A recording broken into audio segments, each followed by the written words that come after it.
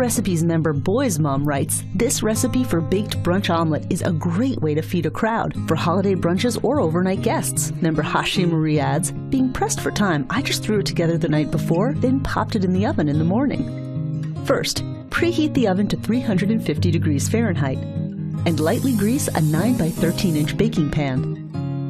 Then, cut half of a 1-pound loaf of white bread into cubes and place half of it in the bottom of the prepared pan.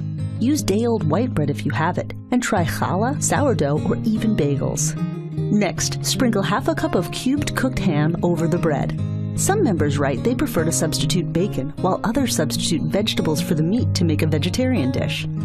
Sprinkle 3/4 pound of shredded cheddar cheese over the ham. Member Sue writes, "Switch up the cheese to make it different each time. Like it zesty? Add some pepper jack. Like it a bit more mellow? Try some shredded baby Swiss."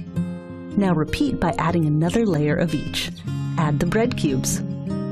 Then sprinkle another half cup of cubed ham. Then 3/4 pound of shredded cheddar cheese. Next, in a large bowl, add 8 eggs, 2 cups of milk,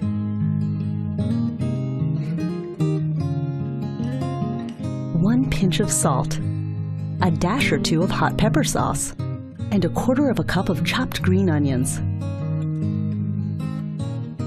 Beat them together. Pour the egg mixture into the pan.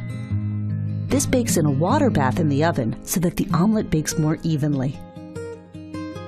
Place the pan into a larger roasting pan in the oven and pour hot water into the roasting pan until it comes about halfway up the sides of the baking dish. Bake it in the preheated oven until the eggs are set and the cheese is melted, about 60 minutes.